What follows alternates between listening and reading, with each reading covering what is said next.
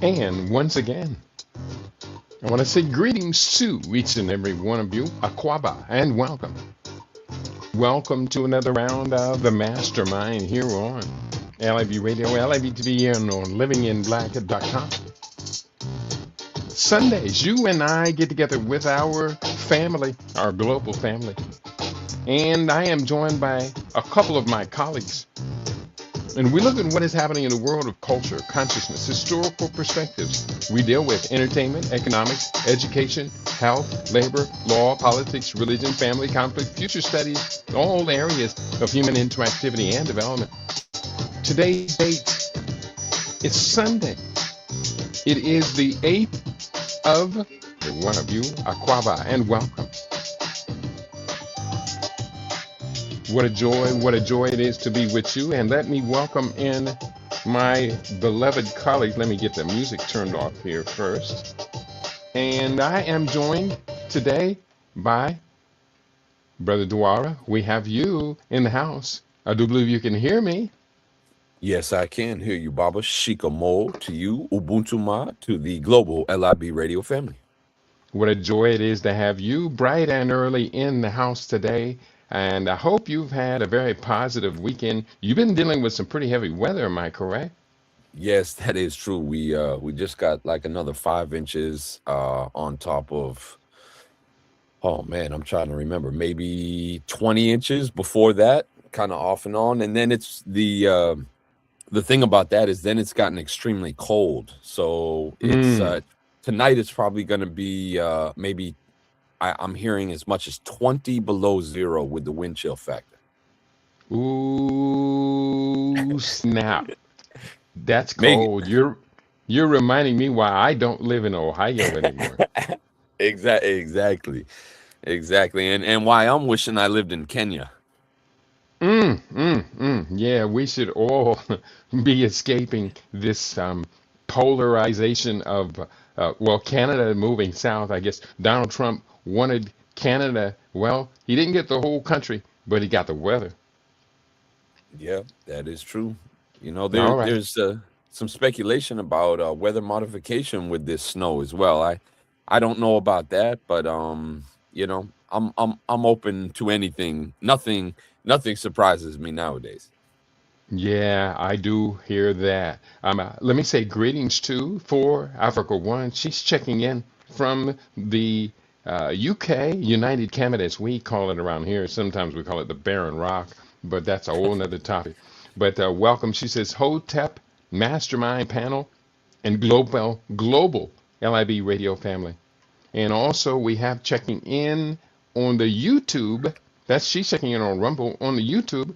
Flying Guillotine is in the house. He says, welcome to everybody, and just great to have you with us, my brother. It's always a pleasure to know we have a robust listening audience. We're going to ask all of our listening audience, whenever you check in, hit the like button on the vehicle that you're listening to. Let's see which one gets the most likes so we can put more attention into that one in particular.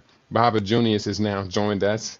And let me bring Baba Junius to the stage today. Aquaba, welcome. How are you doing today, Baba Junius?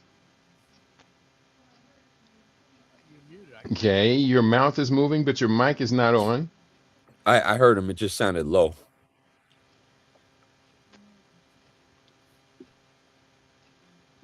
Okay, he's coming in now. Might have to Still turn not. something up because it was very low.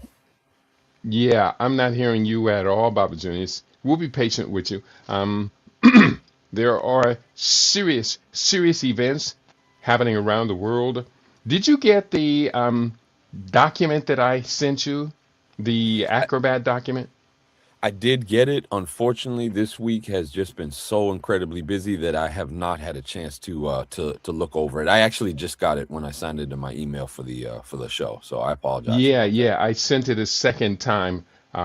That document becomes very important. It has taken over my Mm, life, okay. and we can. I I'll, think you will certainly understand. I'm going to show it. I have it pulled up set up to set on the screen. I was going to ask your and Baba Junior's permission before showing it. And Baba Junior's, we are waiting on you to check in. Still not hearing you. And he's got an issue over there somewhere, and he's going to have to tinker with. Meanwhile, greetings to you. Queen Mother Kashiba is in the house. Hotep family of LIBRadio. Grand rising to you, Queen Kashiba. It always is a pleasure to have you in the house, Queen Mother Kashiba. And Baba Juniors, are you checking in already? Still not hearing a word from him. And I guess I could go ahead. No, I do want his involvement in this document because it's very, very serious. What I'm going to do is I'm going to go to a list of topics that I had for today. And if you have your list of topics that you wanted to talk about, that would be wonderful. Here's a nice story, a lovely story. Okay. This from, well, I can't remember where I got it. It's from somewhere. It'll come up. A South Sudanese man, Thon Chal Riak, has married Etong Aguto Monuror after outbidding a rival in a fierce marriage contest, paying a staggering dowry of $77,000 in cash, 297 cows, and plots of land in South Sudan. Did you get a chance to catch this story? No, I didn't, but it's definitely making me smile for several reasons. Yeah. His competitor had offered $25,000 in cash and 158 cows, but fell short as Riak sealed the union in a lavish wedding ceremony. Under the tradition, marriage is regarded as a bond between extended families, and that's a good thing, and clans, with livestock, particularly cattle, symbolizing honor, wealth, and social standings. One of the suitors, Mabior Abit Biar, backed by the Awulian community, reportedly tabled an offer consisting of 158 cows, 161 goats, dozens of sheep, 2 vehicles, a bungalow in town, 7 plots of land in Juba, and about $25,000 in cash. Wow. And the bride, as you can imagine, the Sudanese woman, she was so stunningly, stunningly beautiful. And congratulations to her family for receiving that very bounteous dowry. Or not Absolutely. dowry, that would be bride price. Bride price, yes. And just a little context, because they try to demonize bride price in the West, and this was demonized during colonization for sure. And the feminists, of course, they try to spin it as well. But really, bride price is used as leverage, and I'd love Baba Juniors to weigh in on this.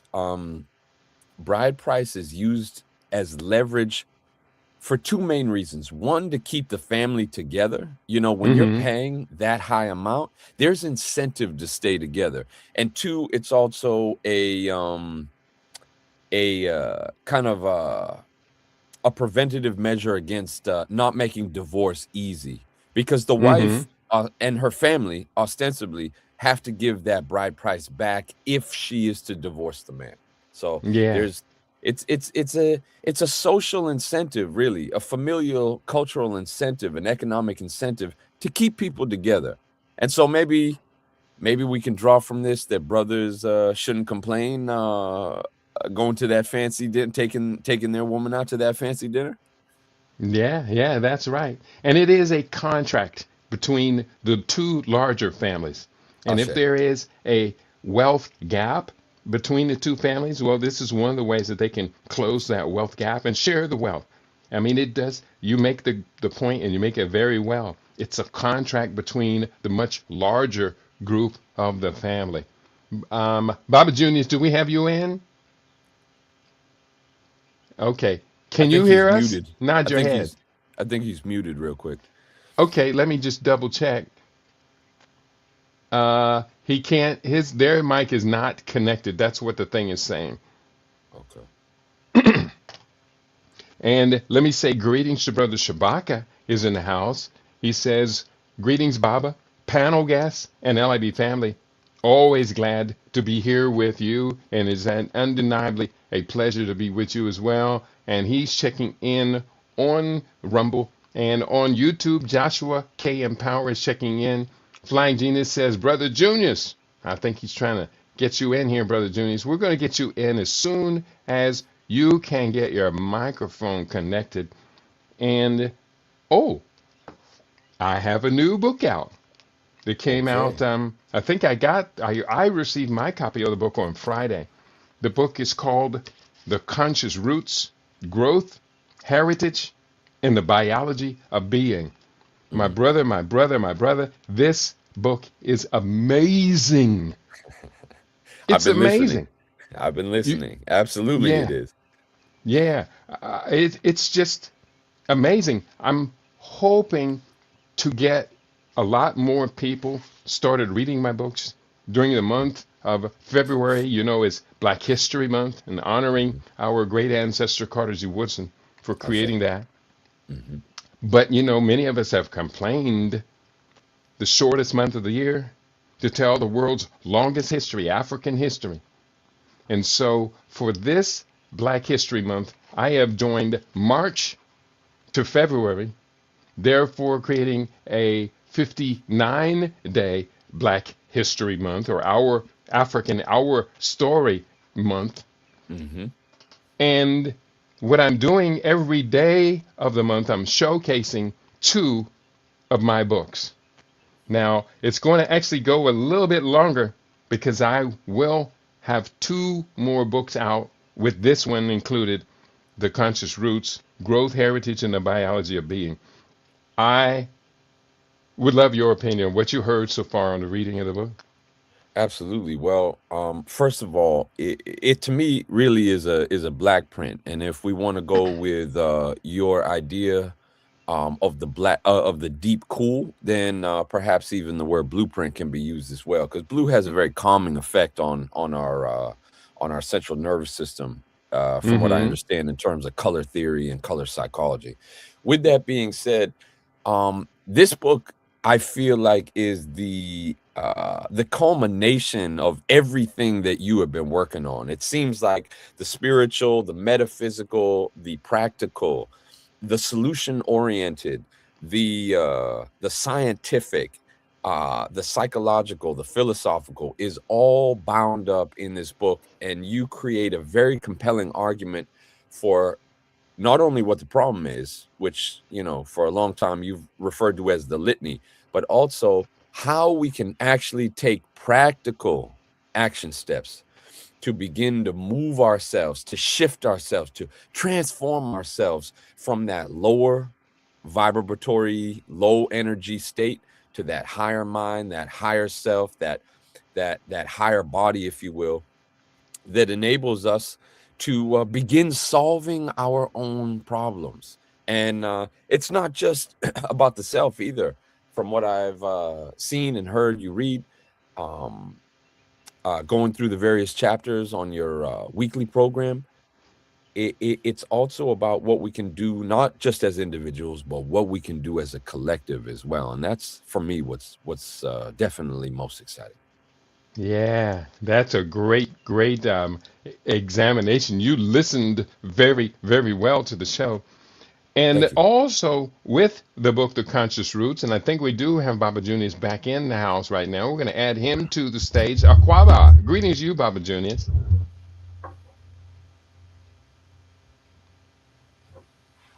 Okay, I hear your microphone. You bumped it. You're in the house, but he can't hear us.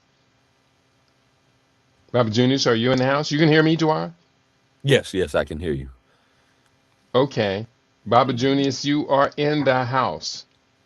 Might need maybe his headphones. Let me I'll type into the Yeah, put private your chat. headphones on. No, I guess he can't hear anything.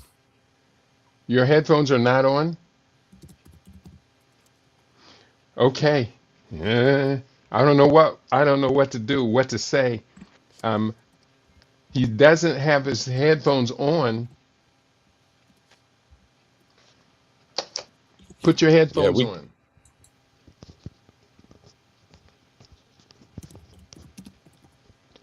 Okay. Normally, well, we're going to do the best we can to do what we can do, but having one of our three hosts not being able to join us on the air is going to be kind of weird. I do see a couple more messages have come in. Queen Mother Kusiba writes, African topic. Has Ghana agreed to accept French troops on its soil? The Nigerian president is allowing American troops on its soil already. Um, I don't know. My attention has been very much focused on East Africa this week. And mm, with the document I'm about to show you and everyone else today, I think you're going to see why I have deprioritized a whole lot of things that are coming across on social media. I sure, don't sure. know of any connection between Ghana and the French people. They don't speak the same language. The Ghanaians speak English and they're taught English. And so, most likely, it's not true. But America has been posting up since Christmas Day assault, posting up troops on Nigeria. But I'm going to ask people to give me a week or two to kind of pause on many of the things happening there. And I think you'll see why in just a second. Moja is in the house. Greetings, Mastermind family. Much respect. And I know that's my brother, Daoudi, who is in Ghana. So let's ask you, Brother Daoudi, have you heard of any French troops Ghana agreeing to stage French troops on its soil, military presence there? And I'm sure he will answer that question as honestly as he possibly can. It's great to have someone in the country. And once again, let's try Baba Junior. So he's out for right now. So Hmm. let me put them back in. I got you. You're on. Okay, All we can hear right. you. All Great to right. hear you, Baba. What was the problem? Where'd you find it? I went into settings. I had the wrong speaker settings. Okay. Yeah, it was set on your other speakers. Yeah, I was going to suggest I could have called you because I run into these problems all the time. And therefore I end up troubleshooting quite a bit. But you found it. It was in Microsoft Windows settings. No, it was in the this program setting. Okay, StreamYard settings. StreamYard. We Um, missed you, Baba. yeah, man, we missed you. Have you got any exciting things you want to lead off with today? I do have, and I hope you got a chance to see the Acrobat slideshow that I sent out. I saw it, and unfortunately, I didn't see it until I was trying to come on, so I didn't get a chance to review it as thoroughly as I would have liked. Yeah, same here. So I'm really at a loss on that one. I did see it, but there's a couple Okay. of things that I wanted to bring up, but you can go ahead with this. I did see it, so just you can begin with that. I just Yeah, skimmed it it's a myself. very Yeah. important document, and it's what I discovered this week and has captured my attention is the fact that the Bill and Melinda Gates Foundation was experimenting on African women using something very, very dangerous and very toxic. And I'm going to go into that. It's called DMPA, and that's DEM, that stands for Depro, medroxyprogesterone acetate. Now, let me just put up the panel first, and let's go through this. Can you see the panel on your screen? Yes. Yes. The hidden cost, DMPA, and the health of African women. Now, this is not too long. A diagnostic review of psychological risks, physiological risks, infrastructure gaps, and ethical challenges in high prevalence regions. This deck examines the deleterious effect of depomedroxyprogesterone acetate, DMPA, injections through three systems of harm. One, physiological, severe bone density loss and elevated brain tumor risks. Infrastructural, the deployment of high-risk drugs in regions lacking diagnostic machinery. And ethical, the historical and current context of bio-colonialism and coercion. Let's step through this. Systemic erosion. This talks about what's happening to the bones of the women using this injection. Skeletal integrity in Zimbabwe and Uganda. The core data, descriptive studies in Zimbabwe and Uganda identified DMPA as a primary factor associated with lower bone mineral density in healthy pre-menopausal women. Point two, a rapid review confirms a clear association between the use and BMD loss. Timing. The effect is most aggressive during the initial years of use. This is a new form of Depo-Provera. You remember Depo-Provera? Well, Now, it's back. Let me ask you a question. Yep. How the follow-up study, how long did they follow the women who took this procedure? Was it like 5, 10 generation, 20 years? How long was the study? The study's not been, the drug has not been out that long. I think it's been out less than 10 years, so I can only find evidence of about 10 years. And you will see that in this. Restoration of bone health is not adequately researched, particularly regarding long-term fracture risk. And that's that's essentially caters to your question. So it's not been studied that long. The compounded burden, HIV treatment and bone loss.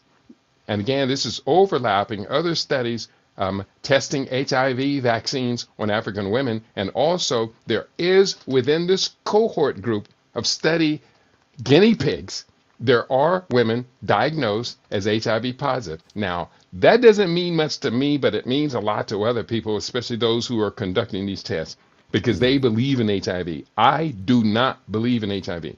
Women initiating antiretroviral therapy who also used DMPA-IM experience a doubling of bone mineral density loss compared to those using non-hormonal contraceptives. So use of these with the antiretroviral therapy has doubled the bone density loss. This is getting crazier. It's going to get crazier. Neurological risk. The risk to intracranial meningioma. 5.55 times increased risk of intracranial meningioma. And that is a tumor. A tumor in the meningeal lining inside the brain. 5-fold increase. The regulatory context is South Africa Health Products Regulatory Commission has recently issued a statement acknowledging this specific association associated with prolonged use of less than 1 year of injectable MPA. It's going to get worse. The diagnostic deficit, risk without rescue. On the left-hand side, the drug. High-dose hormonal products are deployed widely. They're deployed for contraceptive, and menopausal women are using this drug. It gets worse. On the right-hand side, neuroimaging infrastructure is virtually non-existent. In other words, these women are getting tumors in short-term use inside their brains, and they don't have the MRI machines to be able to diagnose those. The consequences, tumors go undetected. Even if diagnosed, surgery is often rejected due to complexity and risk in resource-constrained settings. Dual daily physiology, the primary drivers of discontinuation. That's why they stopped using it. Discontinuation rates in Senegal, 6.5% discontinuation. Problems on the left-hand side, menstrual disturbances, extremely common. Prolonged bleeding, irregular spotting, amenorrhea, 13.7% discontinue provider administered. On the right-hand side, systemic effects, weight gain, headaches and dizziness, abdominal pain, and fatigue. Menstrual changes are not just inconveniences, they are the primary cause of discontinuation. There's more. Developmental vulnerability and adolescent impact. We're talking about young girls coming into their primary childbearing age 10 to up to age 25. Bone mass loss peaks at 25 years of age. Peak bone mass accrual in enter. Critical window 44% in trials across Senegal, Niger, and Uganda. 44% of the DMPA SC doses were administered to women aged 25 or younger. Can I ask a DMPA, quick? I'm sorry, please Lala. do. It's interesting to me that this is being administered to women 25 or younger, and 2 out of the 3 countries mentioned, Senegal, Niger, and Uganda. Niger and Uganda have the highest birth rates out of the entire continent. Is that correct? They have the youngest populations in the entire continent, which does closely correlate. And Okay. the women are average age, the childbearing age, average age about, I think of the entire population is around 14 to 18 years old. Just wondering if there was a specific reason why they chose those 3 countries. Can I cuss? Not on LIB. Yeah, it's hard. Because I swear, Yes, that's what I'm I with must you. do. I swear. I'm This with is evil. This is the Bill Yes, and Melinda Gates Foundation. yes, yeah, Yeah, and that's all DMPA. you need to know. That's all you exactly. need to know hmm when you talk about the what some would call the global elite. The globalists have a depopulation agenda, Well, and when I you look found it. at I found the worst of it. It gets worse, Baba Junius. That's why I sent this document to both of you twice this week. Mm. well, I DMA, just got it DM. today. I didn't get it earlier, and I got it today. Okay. Well, my apology, but that's okay. You have it now. DMPA prevents the accrual of bone mass during critical developmental years. Weight gain is also a specific noted concern for adolescents. Now, they're losing bone mass while getting heavier. What does that mean? They're going to be breaking their bones. Isn't that true? Right, Reminds and me of the also, chickens. yeah, and also it's going to make their hearts work harder because of the added weight. That's what they did to the. I'm sorry. Go ahead. It gets worse. It gets worse. Let me turn the page. The HIV acquisition controversy. One, many of these women had been encouraged to use barrier protection, but that does not equivalent to the hormonal injection. Historical context. African feminists have historically opposed Depo-Provera due to fears it increased HIV susceptibility. The ECHO trial results found no substantial difference in risk between DMPA intervention or injections, copper IUDs, and implants. The critical caveat, DMPA offers zero protection against HIV. In high prevalence areas, pushing a method that offers no barrier protection remains a contentious public health strategy. But remember, with this DMPA combined with retrovirology or retrovirus therapy, it doubled the risk of the bone mass loss. Now it's about to get crazy. The politics of demography. This is biocolonialism. On one hand, you have demographic targets, fertility reduction. Whose agenda is that? hmm Bill and Melinda Gates leading the Yep. globalists. And on the other hand, you have reproductive autonomy. Definition: biocolonialism describes a system where demographic targets are prioritized over individual safety and consent. Critique: critics describe the promotion of long-acting contraceptives in African communities as a form of population control rather than healthcare. Coercion: a contentious history exists, including lack of informed consent and women being denied discontinuation even when experiencing severe adverse reactions. Double standards, the ethics of clinical research. Global standard, you have access to effective established treatments, but local standard, the use of placebo controls. The ethical breach, clinical trials in Africa often use placebo controls, which are unethical because effective treatments available in wealthy countries are deemed locally unavailable due to poverty. Implication, this method implies that African lives are treated as lesser in research settings using economic deprivation to justify ethically dubious trial designs. It gets worse. The self-injection as infrastructure neglect. The shift to push the DMPA-SC subcutaneous self-injection. The critique, this shift transfers the burden of care to the healthcare system to the individual users. These women are being encouraged to inject themselves with this. Structural consequence, it allows international donors, Bill and Melinda Gates Foundation, to bypass the expensive necessary investment in permanent health infrastructure, such as clinics and trained personnel. Conclusion. In biological cases, doubling of bone loss in HIV plus women and a 5.55-fold increase in brain tumor risk. Now, there was one thing missing from this document. I just noticed it was missing because I thought it was going to come up. I keep saying it gets worse. With the bone mineral loss, your body stores lead in those bones.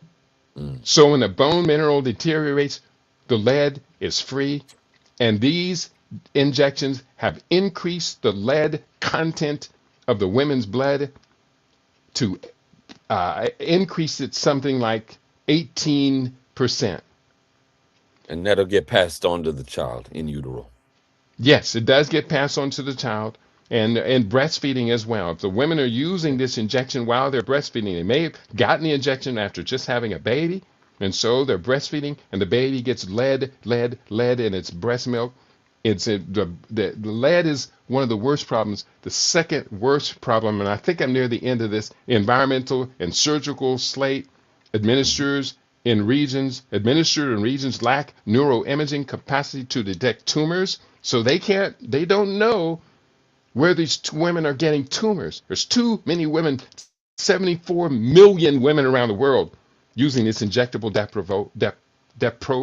Depo-Provera. It's made by Pfizer Corporation, but it's disguised of another. Because when I first started hearing about it, it said something about a stress or whatever.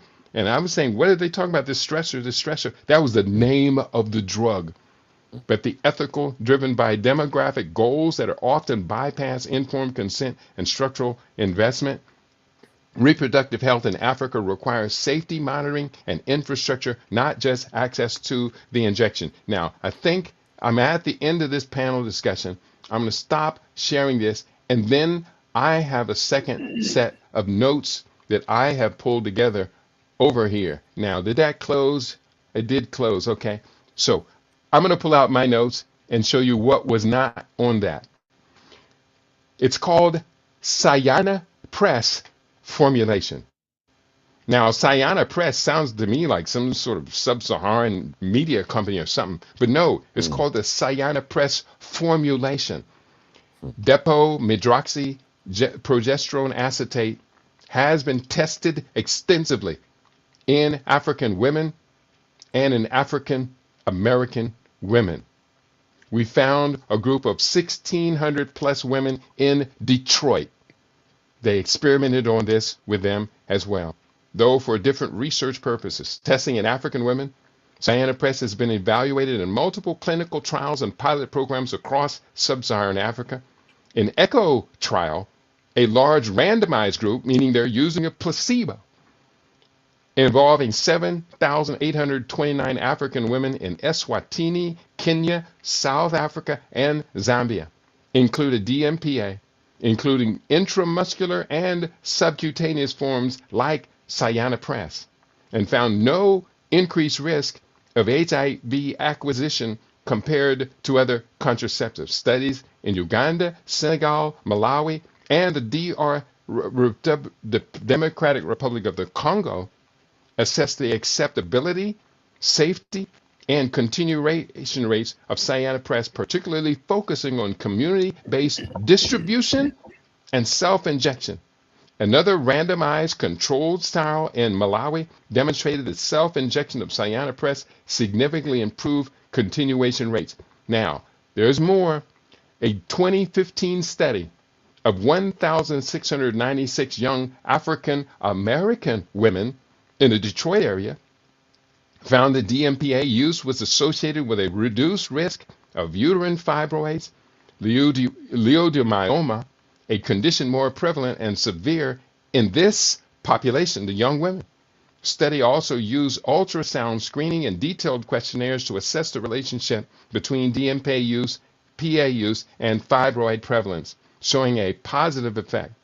Now, so one more paragraph, DMPA studies in African American women. In summary, the formulation and its active ingredient have been studied in both populations, with research in African women focusing on HIV risk and access, and in African American women on fibroid prevention. I am so friggin' upset. I didn't cuss. Mm. I am so mad at everyone that I can barely contain myself. Since I found out about this on Friday, this is all I've been doing. Mm. I have a new book coming out. This book is going to be out faster than I think anything I've ever written. Mm. It's called Biocolonialism, the Technocratic War on African Fertility and Food. For over 3 decades, countless voices have warned that Africa is once again under siege, this time not by armies of missionaries, but by laboratories, foundations, and billion-dollar, quote, health initiatives. Biocolonialism, the Technocratic War on African Fertility and Food, exposes the hidden front of a new global empire, one that wages war with patents instead of bullets, algorithms instead of armies, and biotechnology instead of chains. My brothers, what can I do? What can we do to get help? Well, We're not going to obviously, Bill and Melinda Gates. well, obviously, most of the world is unaware of this, so it becomes incumbent upon you to put that information out there. And you say, well, what can I do? I'm just one person. Years ago, a brother in the Asura Set Society approached me and told me about, I thought it was called the Violence Prevention Initiative, Yeah, the Violence Initiative. where they were going to, they being the United States government, along with pharmaceutical company, were going to push for injections in young, specifically African-American males, because they were targeted as the violence and predators. And they were, I remember some whole piece about Reese's monkeys and situations like that. Mm. I wrote an article for a local community newspaper and put it out there.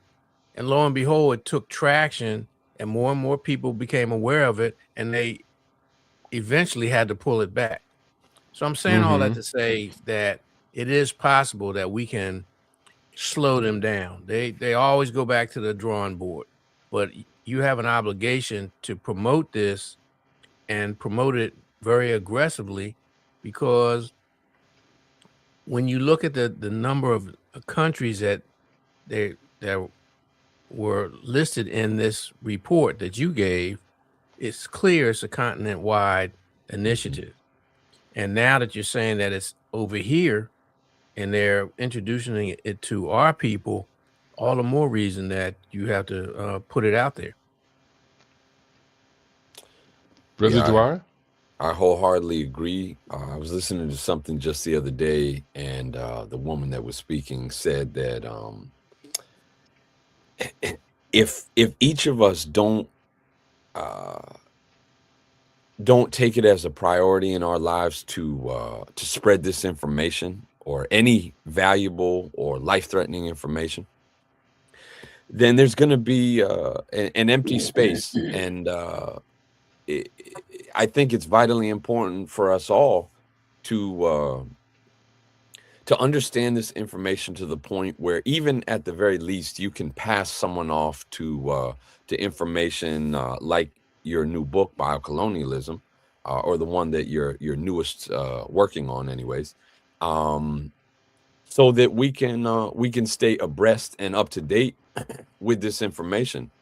The problem, as I see it, is that, and this is tied into everything, including the missionary work that was done, which is, as we know, was that soft entry. First, the missionaries came, as Baba Junius has reminded us so often before, and then the physical soldiers come in after they've already captured the spirits, the souls, the minds of our people, perhaps the hearts as well. So this entryism, and I'll close on this point, this entryism, what we're really combating is this idea that anything that the Bill and Melinda Gates Foundation or Pfizer or these Western global North pharmaceutical poison corporations advance as so-called quote unquote technology, our minds, including and maybe even especially on the continent, are primed to accept whatever is given in the mistaken idea of it being modernity, innovation, advancement. And we have been taught to neglect our own indigenous and traditional scientific, spiritual, medical pathways. I'll put it like that. Yeah, you said a mouthful there, brother. Well, I can get the word out. And Baba Junior, you were talking about the violence initiative. I remember that era. That was during George Bush's presidency. Yeah, And that was in the 90s. Yeah. Mm-hmm. and Dr. Peter Bregan was how I first heard about it. You've heard of Peter Bregan, am I correct? The name sounds familiar. I'm not Yeah, sure. He toxic was out of DC. psychiatry. He was out of Toxic DC or psychiatry. something. Toxic Psychiatry was his most famous book. I play his program on LIBRadio at least about once every week or two. He's had a stroke not too long ago, and so I don't play him as regularly now. But Peter Bregan and I became quite close because there was a big battle against the violence initiative, and we actually staged a street protest, a large street protest for a sustained period here in Los Angeles, and I was very proud of engaging in that. But this is bigger. This is even worse. The lead, the tumors, the lack of infrastructure, the placebo-controlled studies. Somebody had a question about why do they do placebo-controlled studies? Yeah, they do placebo-controlled studies because you agree to them. No one else is going to. It's placebo-controlled studies on human experimentation that's considered unethical. So, a couple of comments. Queen Mother Kashiba, where is Dr. Nancy Turner Banks when we need her? Please bring her back regarding this drug. I'll do the best I can, but she's very, very difficult for me to contact anymore. She did move to Mexico, and I have not been in contact with her for several years. I'll do the best I can to reach out, but the means I had of contacting her, I no longer use. I don't know, what was that Microsoft Word, and there wasn't Microsoft Word, but it was some Microsoft program that I would use to contact Dr. Nancy. That's how we used to run the Falcon Forum. I can't remember what it was called. But is the drug available now in the U.S.? Yes, women are taking it. And further, I called my good friend Kwabena. Kwabena is an activist par excellence. He's the nephew of Geronimo Gijaga Pratt. So I called Kwabena, and he and I sat down. We went through all of this together.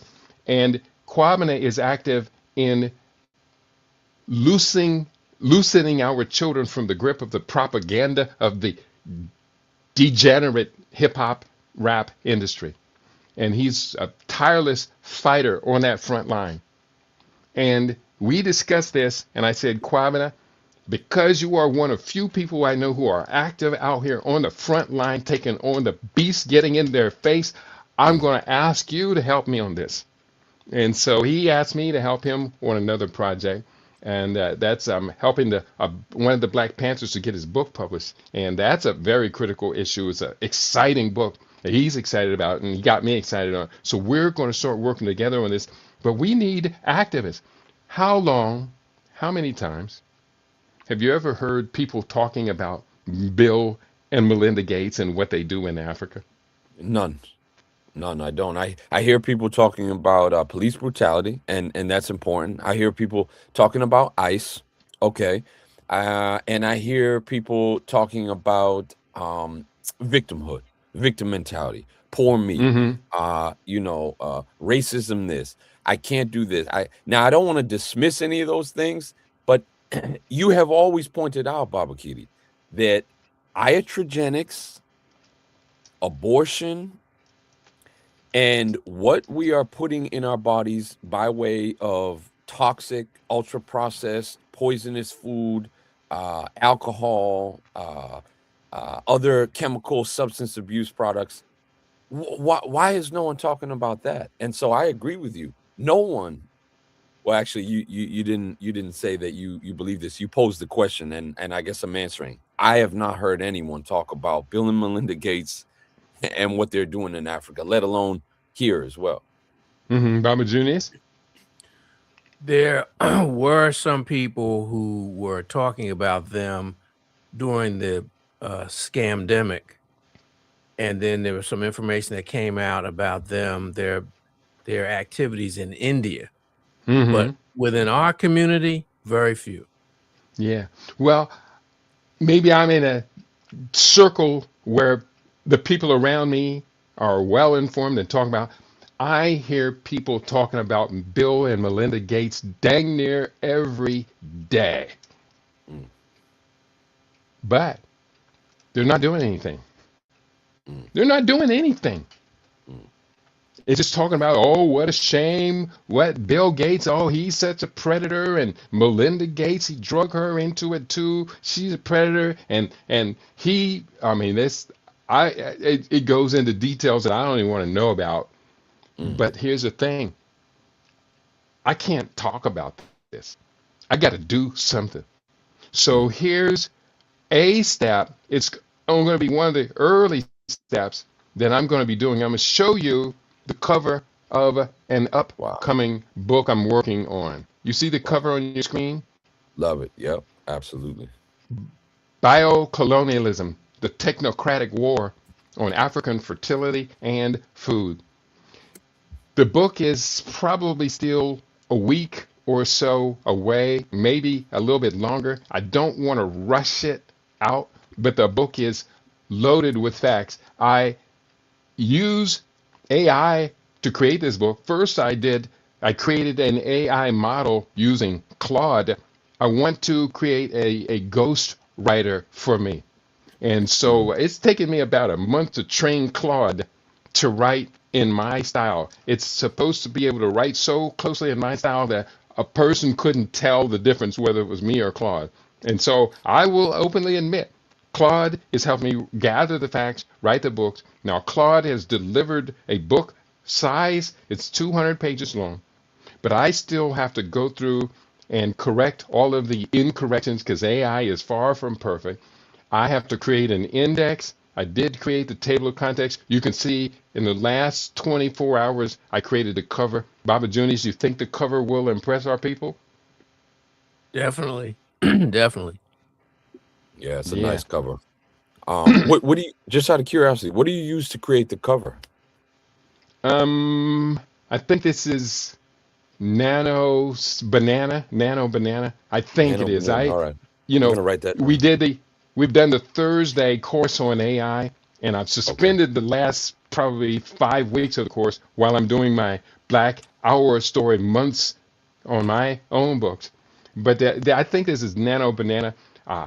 I was doing the best I could to convince everybody come along on this AI learning journey with me, and this is what it taught me: how not only to create these covers, but also to create a clone that could write in my style. Now, the danger is, of course, with this Claude having learned to write like me, who's to say that one day somebody might say, hey, I'm the conscious Rasta? Because they did that before.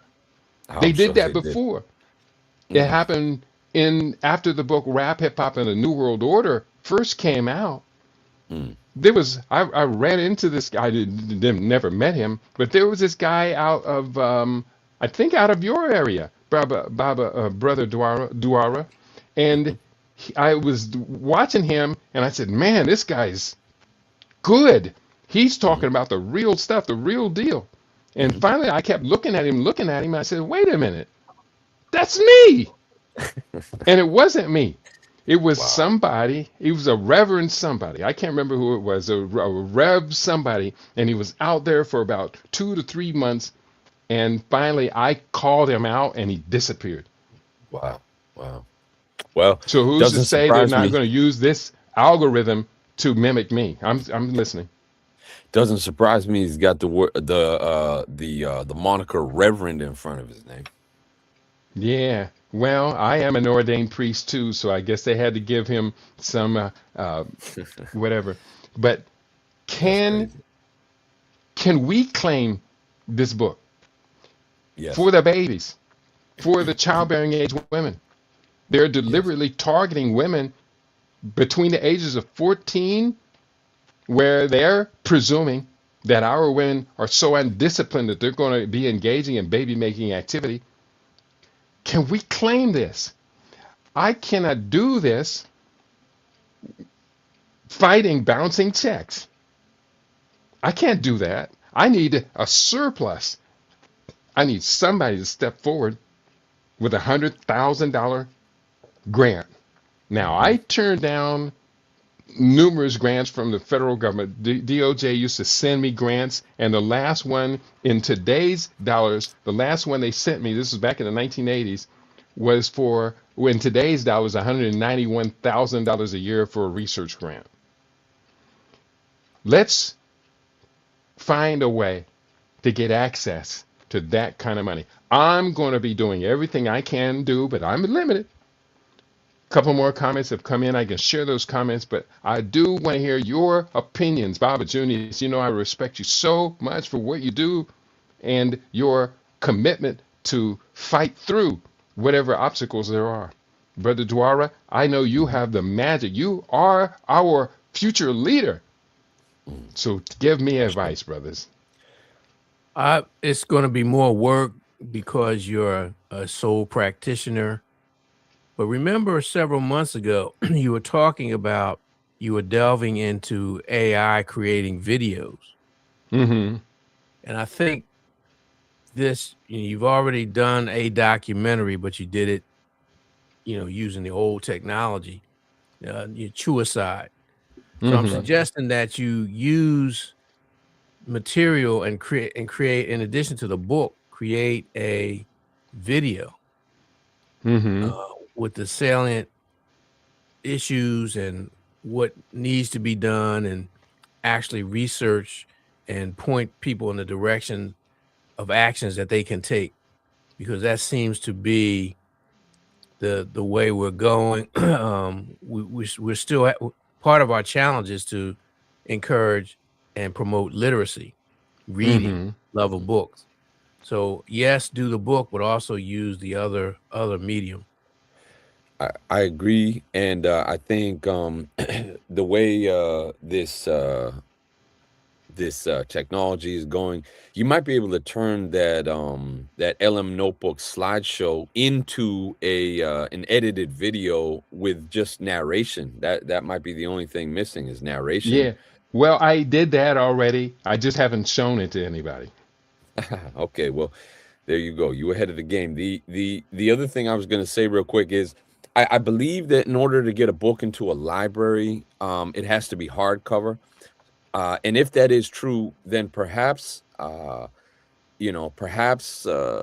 fundraising, the ability to print maybe 100 or 200 hardcover copies that you could strategically put in specific libraries, be they university or on the continent or whatever, in order to get this book some more longevity. And then the only other thing that I can think of off the top of my head is I think it also had to do with the hardcover. It slipped my mind. It'll come back. But I'm also thinking at 200 pages, it's a great book club book as well. And maybe there's some way we can incentivize our people, because I've got several books here on the shelf that talk about the importance of keeping that, specifically even African American tradition alive, of having a work study group or a book club. I know Oprah does one. I know Candace Owens does one. Baba Kitty, you do one. More of us have to get active locally and seek out these like minds and start sharing this information. I have a group here in my area, and we share this type of information. So this book is definitely going into the queue for me. Awesome. And I did just recently, just on Friday, now is available in the various markets. I think I've still a couple of versions to put out. My own ebook, Kindle has got it. This is up on Amazon right now. This is the previous book, Conscious Roots, Growth, Heritage, and the Biology of Being. And as you mentioned earlier, Brother Dwara, I read the book into the record, most of the book into the record over the course of about 4 days.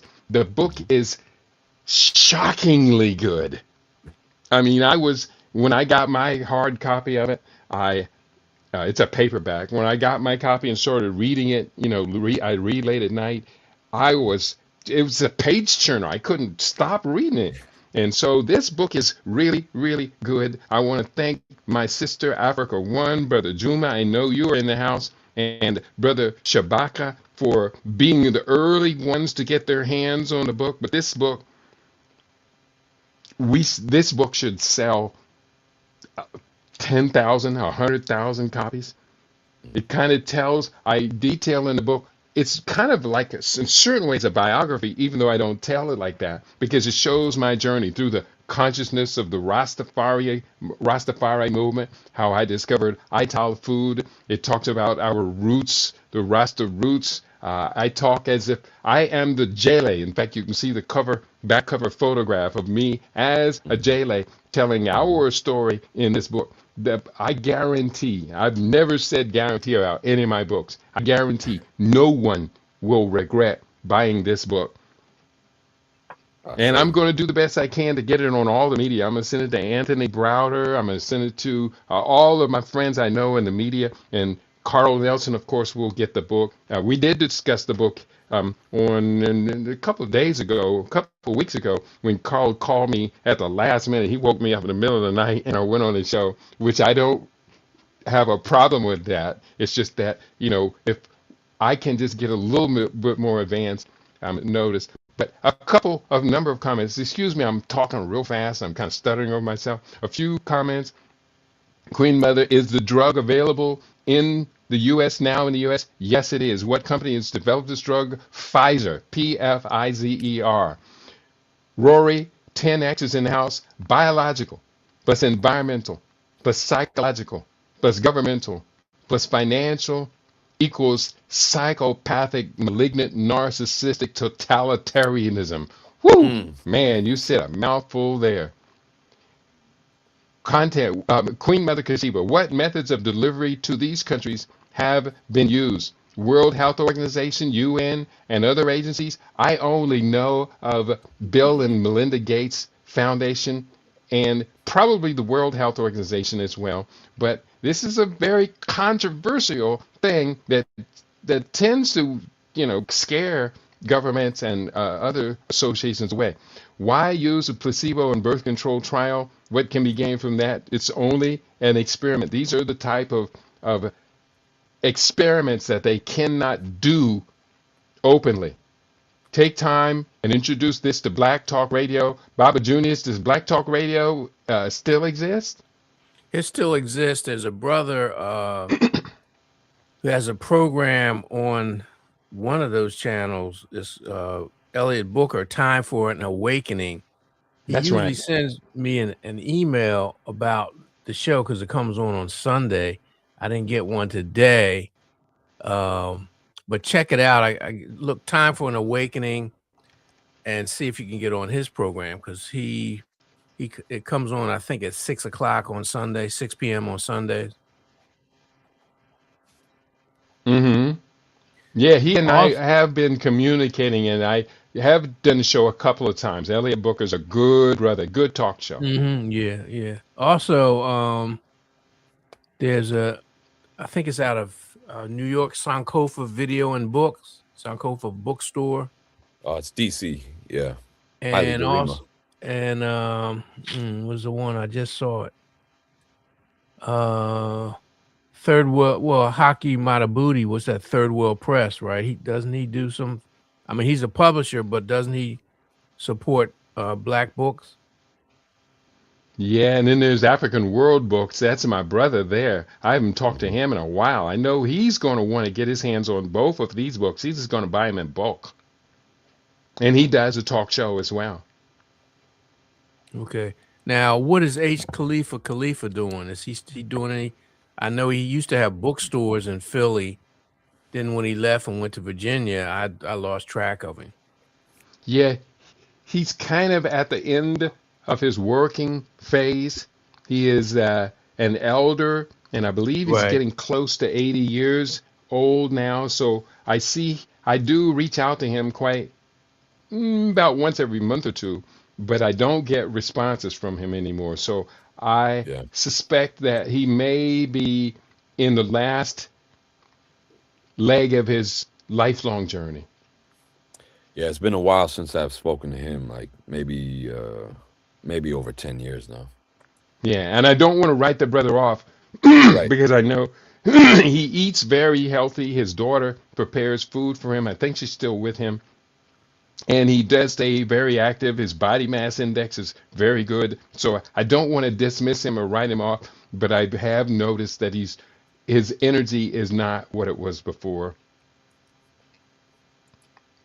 And we hate to see good people like Baba Khalifa transition.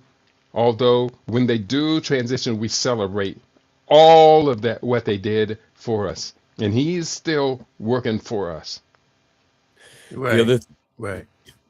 the other thing that I am thinking of is maybe enlisting our dear Baba brother Uncle Cool with maybe a targeted marketing campaign too, to be able to kind of get these books into the hands of people that just may not come across LIB or what have you, and that may just be a very short, under a minute, kind of a reel or a short.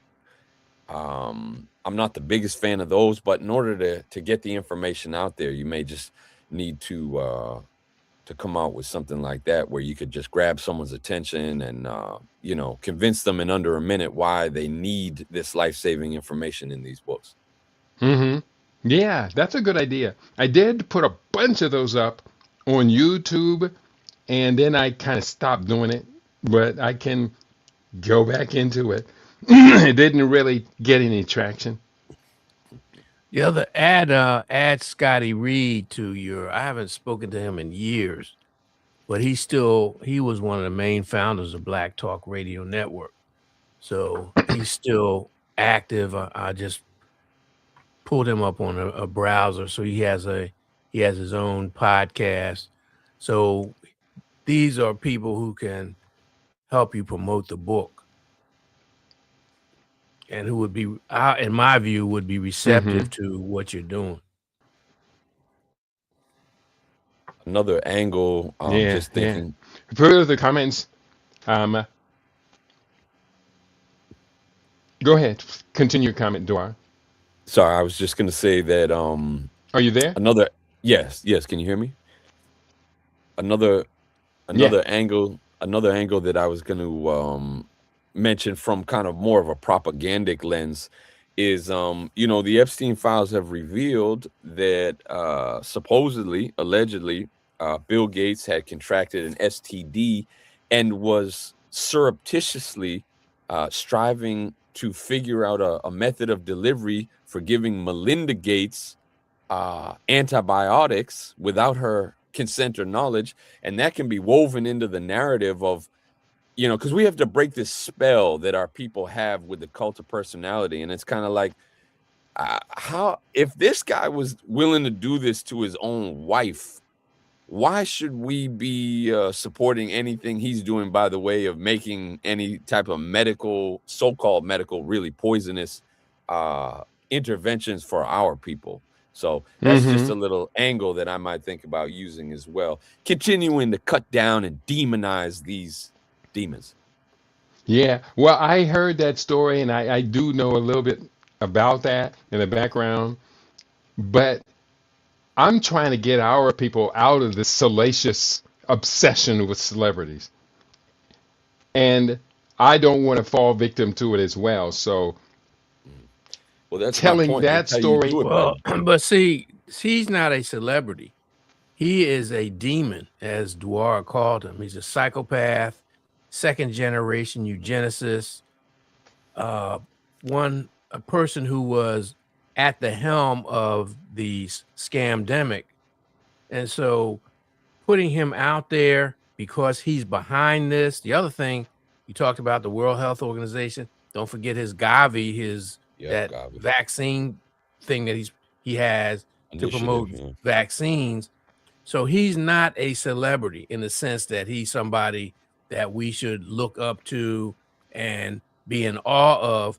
This person is a devil. And I very I rarely do, use. yeah, I do completely agree with you. And everyone is coming up with suggestions. I need help. I need help. I need money. I need bodies, feet on the ground. I need people to jump on their telephone and call these people.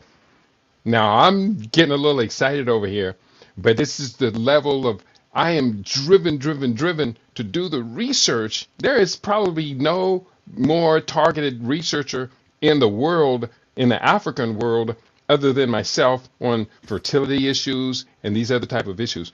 But I really need help, and I'm going to contact my brother, Dr. Baruch, and get in contact with him. Tony Browder, I'll email him. I'm gonna send both of them copies of the books.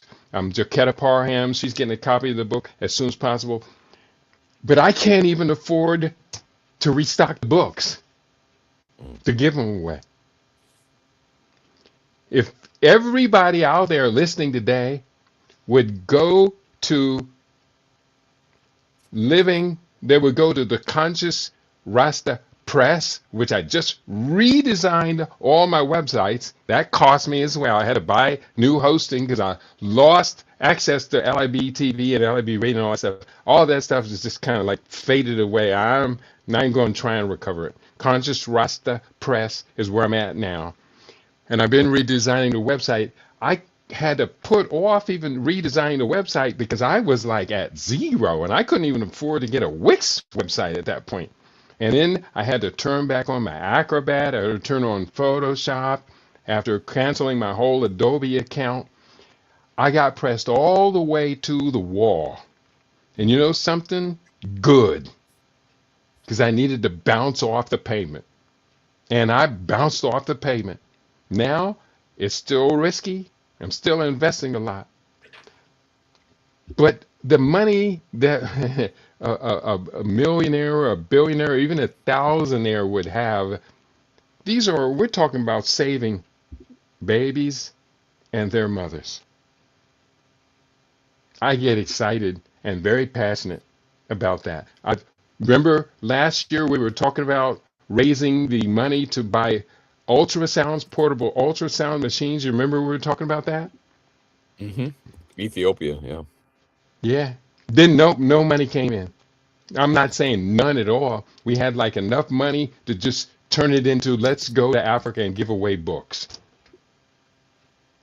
So Queen Mother, because she was in the house, she's putting up a lot of suggestions of Tony Browder. Sirius has Black M Talk Radio, WBAI in New York, WBFW in DC, or PFW in DC.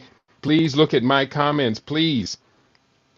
And we're going to do the best we can. Queen Mother, I'm not going to blame you because she's been so helpful to me for so long.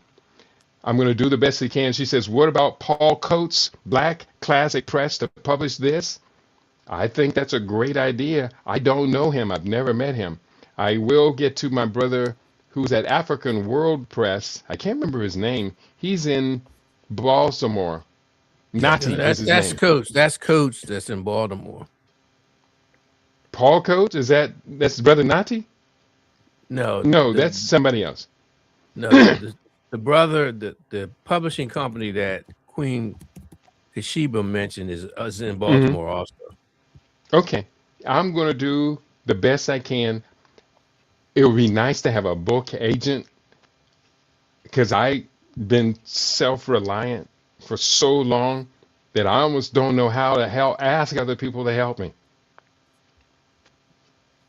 But we're going to do better. I'm going to just kind of chill out. People can go down at the bottom of the web page, can hit the link that takes you to our fund drive. There's a $ on the Rumble page, as well as there's a gift box down there, and you can make a donation. Every now and then, I get a little bit of money from, I get $50 every few months or so from that. And there's another place. I'm going to look up this YouTube here in a second. But we're going to do the best we can. I know I'm talking a whole lot, and I've been kind of bogarting the conversation, but I think you can understand why I'm so passionate about this. Am I correct? Of course, that means you care. That means you care. You're excited about it, as we all should be. And we this is detrimental information, life-saving information, as Baba, now ancestor Kamal Kamban said, and this is in line with what he said too, which we talk a lot about. Is it's not just them depopulating the world, especially Africa and African people. It is them in their evil genius trying to figure out how to make billions off of our own slow and subtle suicide. Because part of the problem is, and I don't mean to beat a dead horse, but part of the problem is that something has infected the minds of our people in such a way that we are okay with self-injecting these poisons from the Bill and Melinda Gates Foundation and Pfizer into ourselves, and we're not thinking twice about that. But remember, during the pandemics, and what's the problem? Is that a result of the lead poisoning? Well, that's part of it. But the other thing is, remember, there was a major campaign during the scamdemic to reduce vaccine hesitancy. And when you look at the people who were targeted, it was us. We were the main ones because we knew about the Tuskegee experiment. We knew about the abuses that they historically enforced and did to us. We had every right to be hesitant, resistant, and even amidst their fear mongering. And so, in addition to the fear mongering about the lethality of the so-called pandemic, the virus, they also targeted our people. And lo and behold, the resistance and hesitancy came down. And so we're living with that. You mentioned the lead poisoning. That's part of the brain fog and brain damage. I wanted to talk about dopamine overload today. That's real. The mental illness. All of this is when you look at the broader picture, what you're talking about, this depopulation coupled with the reduction of cognitive functioning of our people because I'm concerned about black people, is global, and you can see just how silly white people are acting now. Uh, you can see the impact and the effect of this um, omnicide. This and the part of the psychological part of the omnicide is what Bobby Wright called menticide, the deliberate destruction of a people, a targeted people's mind. And that's what we're dealing with. It's not an Hmm. excuse. It's not trying to beg off our responsibility. This is happening. Mhm. It is happening. It is. You are absolutely right. And those of us who can do something about it, far too often we're unassisted by the great mass of people who are not able to protect and defend themselves. It's almost as if Bill Gates has said to the cabal, tell you what, we've all worked together to set them up into the position. I have the resources and I'm going to deliver the knockout blow.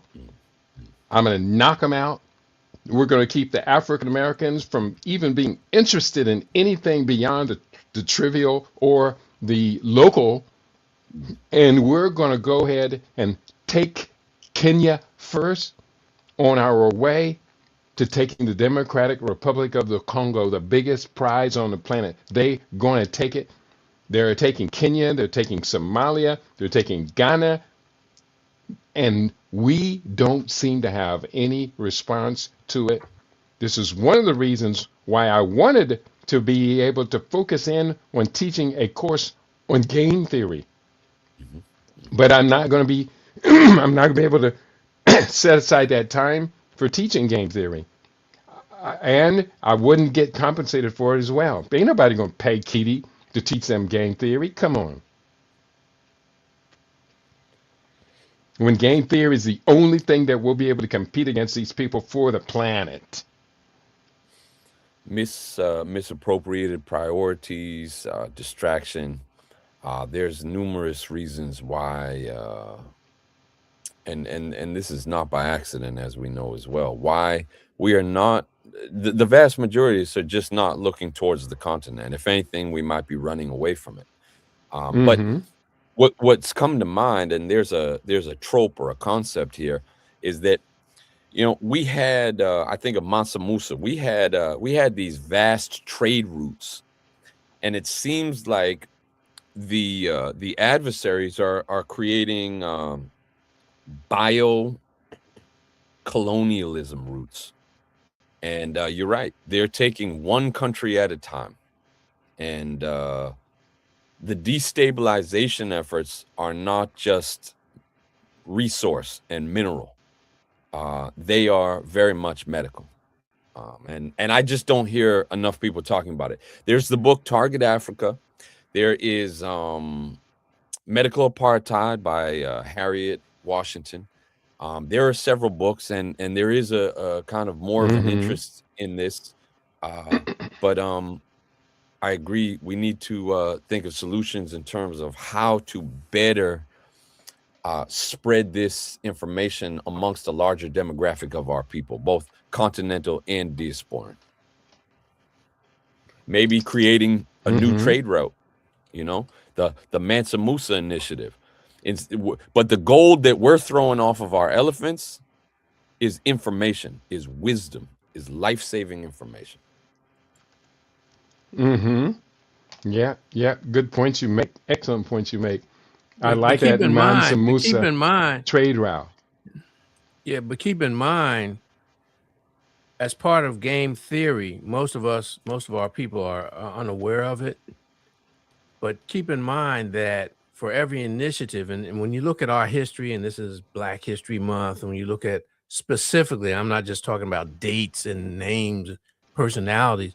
When you look at movements and behavior, strategies, and tactics, every move we made, they came at it, or situations came about that either we didn't anticipate, or we didn't have a whole lot to counter. For example, the Exodusters, they left and went out into the territories. Now, I don't know whether they thought that the United States government and their corporations were not going to move toward their manifest destiny or not, but for their immediate goal was to get out of the South, move to the territories where they could set up their own communities. Eventually, what happened was manifest destiny. So they ended up also caught up in the United States as these territories became states. So that's something where we look at and we study history and say, okay, we have to file this away and understand what this means when we coming up with solutions. We have to realize we are in a life and death situation. And this is not hyperbole. This is real. When you're looking at what Keaty's talking about, when you look at the history, Dwyer mentioned the book, Medical Apartheid. That is a chronicle and a document of the atrocities that the medical establishment did to Black people in this country. And that was suppressed during the COVID campaign, the PSYOP, because that was something that we could relate to and reinforce our hesitancy. They shut that down, just like they shut us down and suppressed us, deplatformed you, shadow banned me on my blogs and video blogs and things like that. We are in a war. Every step every initiative we take, they counter it. So just be prepared. I'm not saying give up, be overwhelmed, have despair and frustration, what have you. I'm saying understand what it means to be in this kind of asymmetrical war.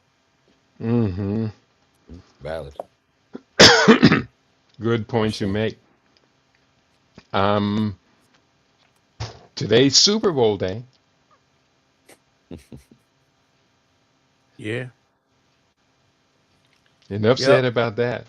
That's enough said, John. All you have to do is, if you want to know what their priorities are, look at how much they're charging per minute for these advertisements. Isn't it $7 million a minute now? Man. I think I heard that figure. Yeah, I know it's over $1 million. Mm-hmm. Yes. And see, this $7 million a minute. Now, keep in mind, there are groups of people in the media who will say, well, the content is just to attract viewers for the advertisers. We tend to look at the content as entertainment, but keep in mind it is a business. It is also a means that people can use subliminal messaging to generate funds, to brainwash people and propagandize people. This is a total system that is more than just entertainment.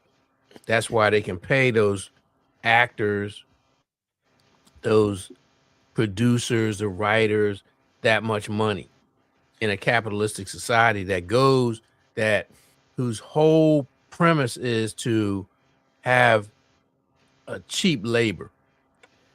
So they're paying all those, but if they're paying all those participants in the Super Bowl that much money, you know how much money they're making.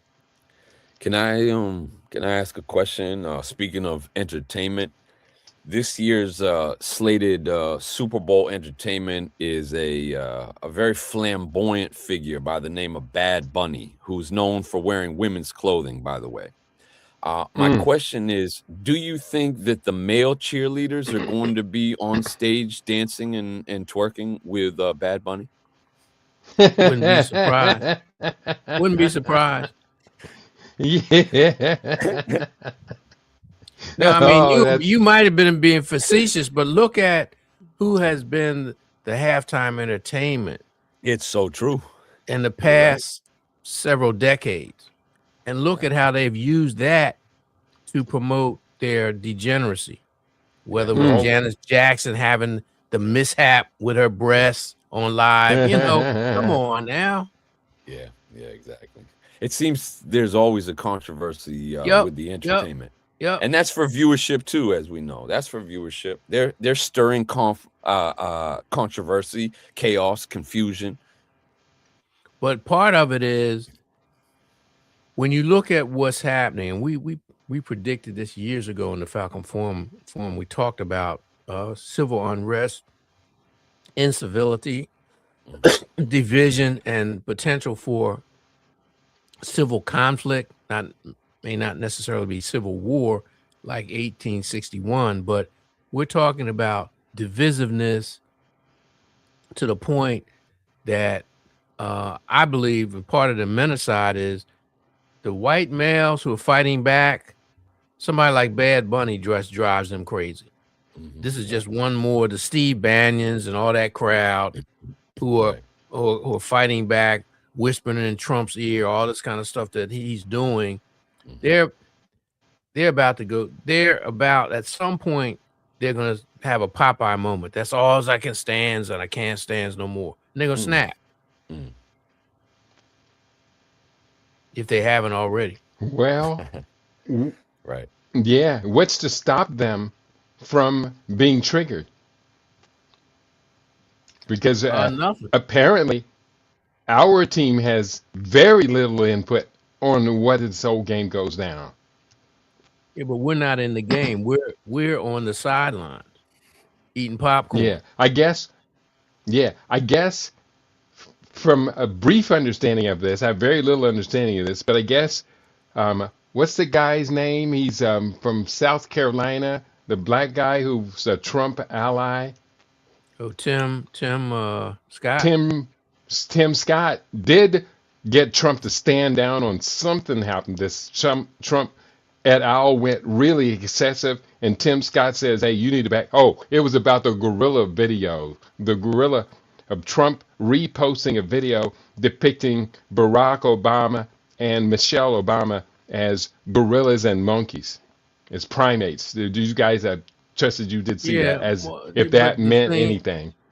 No, but he said he wasn't going to back down. He said he wasn't going to apologize. Then, and because there's this major gaslighting campaign.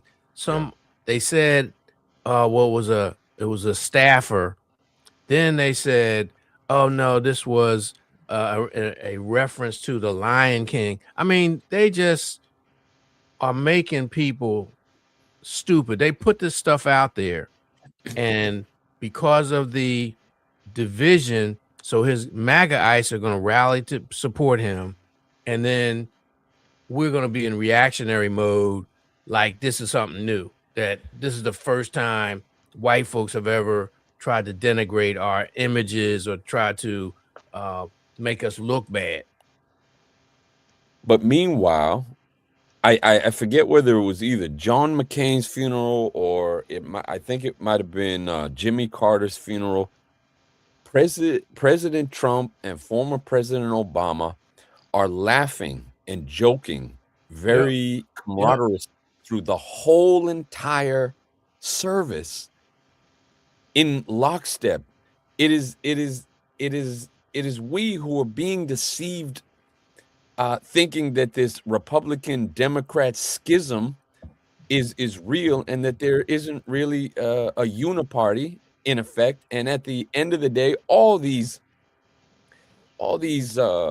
I can't even think of a word to call them. All these people are just behind the scenes in lockstep with each other and continuing this divide and conquer illusion, which you so eloquently mentioned, Baba Junius, by race baiting our people and making white men who oh, it's crazy. White men are now feeling like they're being left out.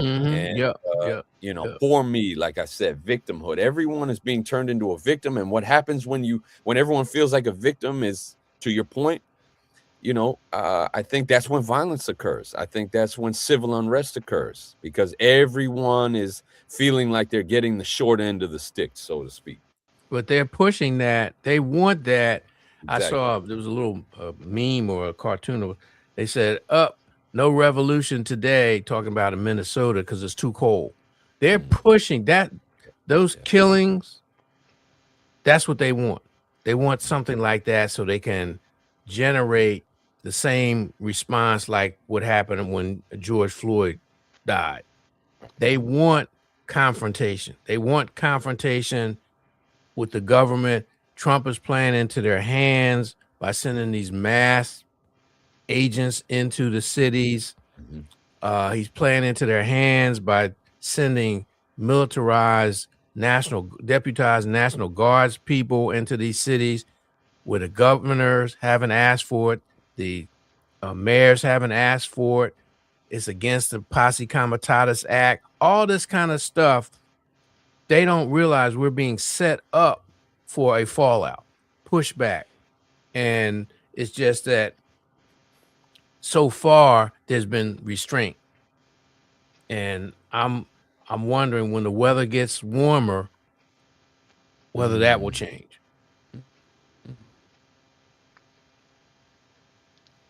Yeah. Is there a call to action amidst all this opportunities? Yeah, just don't go for the okie doke. See what's happening. It gets back to game theory. We have to use that whole concept of game theory and apply it and teach it in such a way that people can relate to, our people can relate to it. So we understand what's going on. We might not know all the players. We know that there are certain factions that are in opposition. Their goal is still the same, domination. They want global domination, but they have differing philosophies about how to do it, different tactics, what have you. And that's one group of players. Where are we? Who are our coaches? Who are our trainers? Who are our key players? And you Yeah. notice all these secret societies and all these kind of mysterious these mysterious groups, the Bilderberg, the Trilateral Commission, the Club of Rome, the Pilgrim Society, all those kind of people. Exactly. Committee of 300. All of those are European American attempts to try to consolidate themselves on the same page enough that they can maintain domination. And so I agree, what are we doing? What are we doing? Not enough. Are we even gearing up, battling up, girding up to do battle with them? And there's no way in the world we're going to fight them bullet for bullet, bomb for bomb, fire for fire. So it's going to have to be African spirituality, I say, combined with our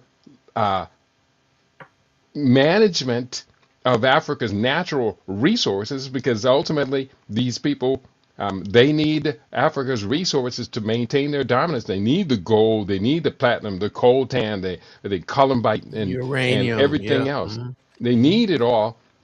But African Americans who have a insight, a strategic advantage toward the African access to those resources, African Americans are not interested in it. They want the finished product.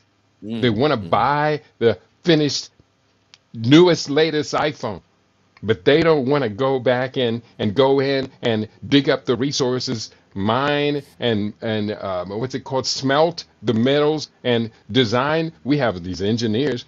African Our Story Month. We're being bombarded right now with, oh, this black person invented the cell phone or invented this, that, a major contributor to the biosystem that operates the yeah, all of that. Which one did you take to the bank? Right. Yeah, but again, Stephen Biko said the greatest weapon in the arsenal of the oppressor is the mind of the oppressed. So this is what we're seeing is the consequences of all the things that you just mentioned, Keedy. They Mm. have taken our minds, the brain drain. Yes, we have engineers, but they have Western values. They have Western alliances. They don't look to our people as a source of sustenance or have a mission or purpose that says I can use my talents, my knowledge to benefit humanity, let alone Black people, Yeah, which is the very opposite of what Urugu is doing. I was going to mention that too, is that it's not just the minerals that are being stolen. It is the mind power. It is that brain drain that you speak of, Baba Junius. And because a lot of those African genius minds are oftentimes sucked out of the country, hired by these pharmaceutical corporations and other types of corporations to solve problems for them that end up working and being used against the very people, our people, who one or two of whom have contributed to making their weapon complete or workable or usable. It reminds me of that story about Dedi, who was called forth by the Pharaoh during the reign, I think, of Khufu, and they were trying to find out how to find the mathematical solution to making the doorway of one of the entrances to the pyramid. They couldn't figure it out, so they set forth for this wise man named Dedi, who had all this mathematical knowledge, and he came up with the solution. And we don't hear the backstory of that, but that was us using our own resources. Europeans, Eurasians, Urugu took that, and that brain drain is real. It's not just the minerals. Yeah, They're stealing the that, mind power. right. But even with that, it's not just the minerals or the free labor. When we talk about enslavement in this country, for the most part, it's like we were just beasts of burden, which is not true. Exactly. They used our mind power. Yes. Europeans didn't have any real experience in growing rice. They didn't have any experience. The serfs, peons, and the people that they sent over here and en masse didn't have the type of knowledge of agriculture that our people had. They didn't have the metallurgy skills that our people had. They didn't have the whole concept. First of all, they didn't even have the strength and vigor to withstand that. Particularly when you look at the so-called indentured servants and the bonds people, the white Europeans that went to the Caribbean and to the southern parts of, most of them didn't even live out their indenture. Particularly in the Caribbean, they died. They couldn't hold up. Right. A classic example of that, when they were digging the Panama Canal, the white boys couldn't hold up. It was started out, I believe, with the French. They were bringing white workers there. They couldn't hold up. They claim it was the malaria, but really it was they just could not hold up. It was not completed until they brought black folks in there. And it's not just about brawn. It's about mind power. And they will never give us credit for that.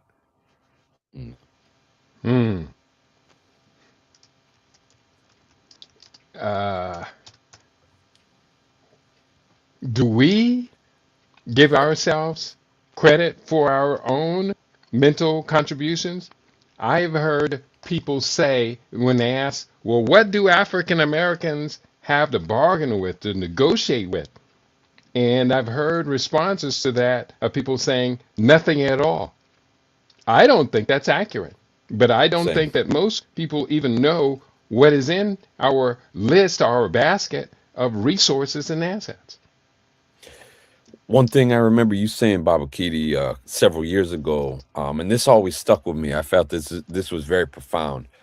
You said that our people are best equipped to teaching other people how to scrimp, how to save, how to turn nothing into something, how to make a way out of no way. We have been doing that in this country for so long that we could be the top consultants when this recession really digs in, when this recession really hits. We would be the top consultants teaching people how to stretch a dollar. Mm. Right. That's an Because asset. most of our people don't have credit, believe it or not, Mhm. in terms of or good credit. But what Urugu does is they watch us, they benefit from our creativity and our genius. I see. Who benefited from George Washington Carver, his That was Henry research, Ford. right? It certainly wasn't Booker T. Washington or Tuskegee Institute. Right. And How many? I will say I benefited from it. Mhm. Yeah, well, a lot of people did because he helped farmers and he helped black people, who most of our people were still in the South at that point. Most of our people were still engaged with the land at that point. So he definitely helped us. But Urugu took what he offered and built huge industries based on his research, and we got nothing out of it. And then, obviously because of the Great Migration, and we moved away from our strength, which was the land, and we ended up in concrete and asphalt, just scuffling, trying to get by. Mm. So can we today pull upon that research of George Washington Carver? I think he published some 41 of the bulletins, which had his instructions on basic technology used to process these vegetables he was growing, bulletins on how to grow the vegetables, etc. I have 37 of those 41 or 42 bulletins. I have collected them. My plan was to take them to Kenya and then Mhm. unleash them on the indigenous, what they call small shareholders, small stakeholders in Kenya, and have them begin to organize beginning at that level. That's not a bad idea. Of course, the Kenyans, they don't have money. They're looking at me representing us. They all regard all of us to be millionaires, and that's quite Right, Yeah. not Yeah. true. right. Yeah, yeah. Well, but see, the thing is, we have to start small. Hmm. We have a vision and we see the end product oftentimes, but Hmm. as great as Africa was, they started small. They were subsistence farmers, or they were herders, or they knew how to use the rivers to fish. They used game, what have you. It wasn't until they had surpluses that they could trade. It Mhm. wasn't until they were willing to branch out and meet other groups that they had, and they could share what they had with these other groups. We want to be on the stock exchange and the commodities exchanges right away. It doesn't work that way. Right. And the thing with our nationalist programs, whether it was the Nation of Islam, the New Republic of Africa, um, the Shrine of the Black Madonna, all of them focused on acquiring land because they knew we would have to be able to sustain ourselves. All Hmm. too often, people, they just that's we wanna have a bank. We want to have this. Yeah, that's important, but we need to go back to the basics. We were always close to the land. That was part of our spiritual awareness, the foundation of who we are as a people, the environment. Hmm. I Part do of our see a couple of medicine. comments. A couple of comments have come in. Eddie is in the house. Greetings to you, Brother Eddie. Always great to have you in the house. He says, Brother Junius, what groups do you think may be behind all of the gas lighting? Is this the Proud Boys or maybe the John Birch Society? No, it's And then bigger he, than that. hmm It's bigger than that. It's bigger than them. it's part and parcel of the culture wars. It's all designed for divide and rule, to keep the folks who should be rising up against the Bill Gates, against the Donald Trumps, keep them at each other's throats. So it's not the Proud Boys. They're buying into it. The John Birch Society is pretty much defunct now, really. So there are people, the Soroses, these people who fund the NGOs. Those are the ones who are behind it. It's the media also. They're promoting this stuff, this gaslighting. So keep in mind that the last thing they want is to have a unified group coming at them with, like, in the movies, Frankenstein, where they have the torches and pitchforks coming after the monster. That's not what they want. If I could quickly add on to that, I have been following a series for maybe the last year now, and I have found this such a deep and powerful educational tool, not only for our for the adult learners in our community, but also for our youth. And it's called, I actually put it up in the private chat. But this, I think, will help Brother Eddie to understand kind of the hierarchy and the scheme of things. It's the pyramids of power.net, and there's a 17-part series on who are the movers and shakers behind the scenes in this whole world. It seems very conspiratorial at first, but the documentaries are so well done and are so easily digestible, and are filled with solutions and book recommendations that I think it's a great resource for our people to have. It's by a Mexican brother by the name of Derek Bros, who also writes for the Last American Vagabond as well, that platform. So I put that All up in the right. private chat. Again, what was that? What's called the Pyramids of Power? Is that up on YouTube, or where is it? It's its own website now. It was on Odyssey. It is on Rumble. And I believe it might be on YouTube as well. But now it's its own platform. And I put that up in the private chat, so you might be able to push that up into the comments section, which I don't have access to. But it's very well done. Very well done. Very impressed by it. Okay. Wonderful. All right. We're gonna have 10 minutes or so to wrap it up. Calls to action. At this point, anything other than the call to action with a response, call and a response. Doesn't the response go with the call, or did we just forget? We just call and call and call and expecting no responses?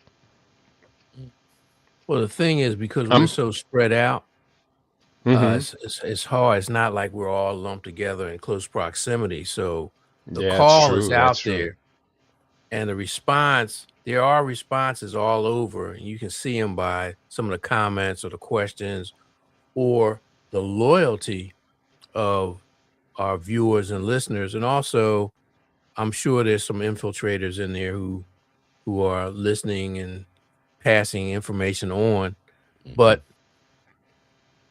we, just by offering a different perspective, just by it's not just promoting facts. We're not like the people on Fox, ABC, NBC, MS, and all of them who are just reading from scripts, and they get paid handsomely for that. We don't get paid. We're here. We're doing this for the sake of our people's survival, our mental survival, our spiritual survival, and also our survival on a physical level, because Keely's an expert in terms of nutrition and health. So the response is we can't qualify it because we're not there. We're not on the street, but people are getting it, and they do benefit from what we do. Hmm. Yeah, they are benefiting from what we do. And I just want to just take it just a second because I've been working in the background. Actually, put the new book up. The book is not yet finished, but it's less than 2 weeks from delivery. So anybody who wants to be the first one to get their hands on the new book, and I did put this up into the Conscious Rasta Press catalog, where you can also find the book that just came out last week, The Conscious Roots, Growth, Heritage, and the Biology of Being. This book is really, really good.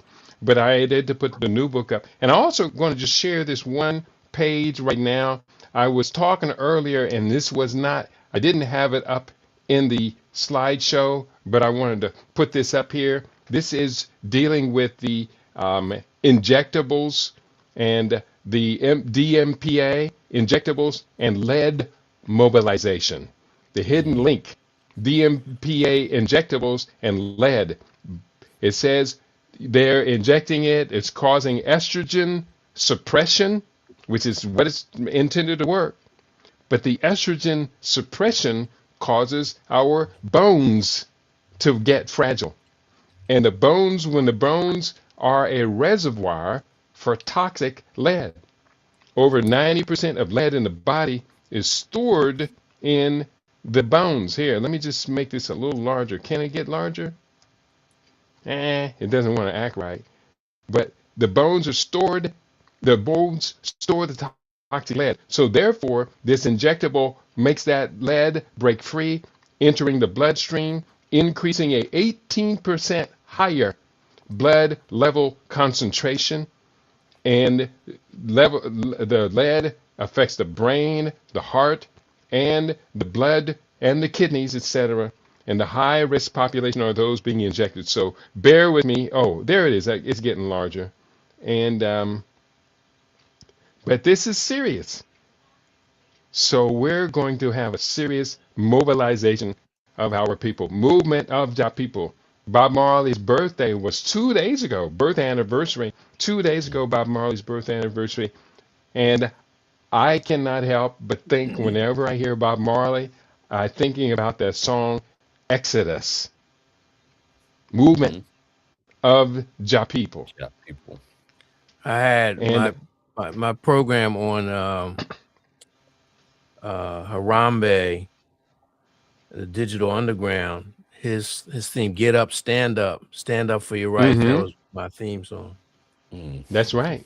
It's a call to action, a very powerful, very eloquent call to action. Bob Marley called me to action. I tell the story in the conscious roots of my having discovered ITAL, and ITAL led me into vegetarian, which then I combined with my deep background in science and biology, and then took that to living superfood, which now has me living the superfood life.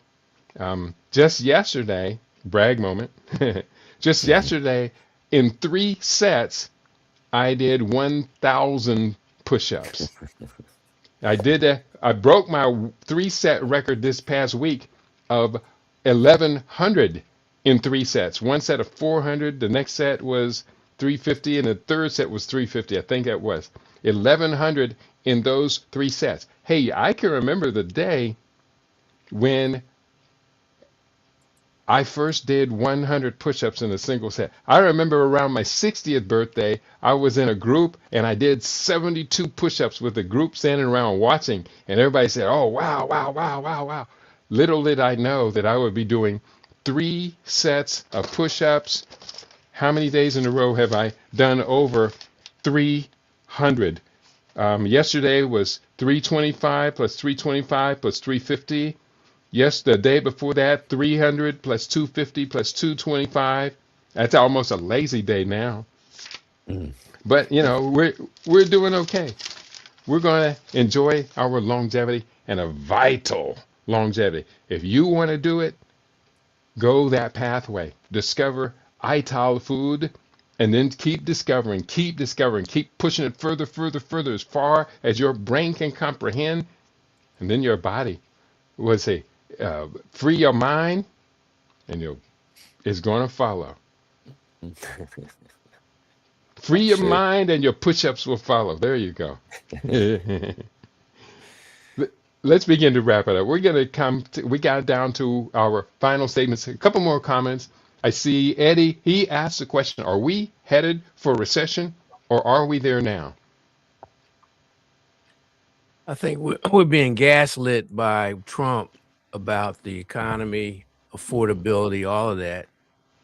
When you look at the closures, when you look at the bankruptcies, when you look at the situation with precious metals, how they're manipulating that, yeah, we are.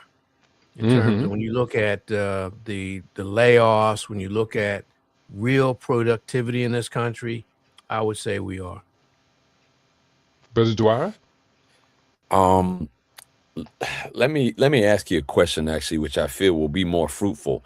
What do you think is the cheapest? Because I'm thinking about the food. I can hardly go into the grocery store to make a decent, healthy meal without, spending $50 to $100, it seems like.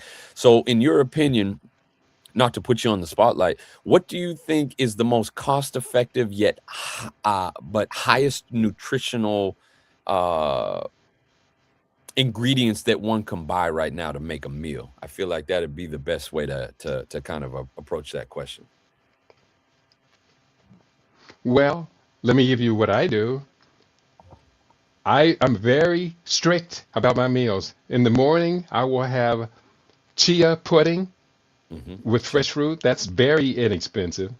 Okay. I will also have oatmeal with fruit, nuts, raisins, and coconut oil, and a number of other ingredients. And my morning also consists of green tea and a black tea bag, along with cinnamon, ginger, turmeric, pepperine or pepper, and coconut oil. So those are all inexpensive starters. And I have that first meal at 12 noon because I'm beginning my 6 hours of eating. Beyond that, legumes, lentils, beans, I love them. I also try and eat fresh greens out of my garden every day. So I go out to the garden and pick a bucket of fresh greens. So what's happening is I'm getting such a heavy spectrum of critical nutrients that I don't have to eat very much. And so therefore that makes the extended period of intermittent fasting, it's caloric restriction at that point because I'm getting high density nutrition without not eating a lot. And so the best way to do it is to plan it, budget it. But then there is a long list of vegetables that I try and eat at least once a week. And that is where my main expenses are. Things like blueberries and the fresh fruits and things like that can add up. But the key is your high quality nutrition will eliminate, not reduce, will eliminate your medical expenses. Therefore, spend your medicine food or medicine funds on food.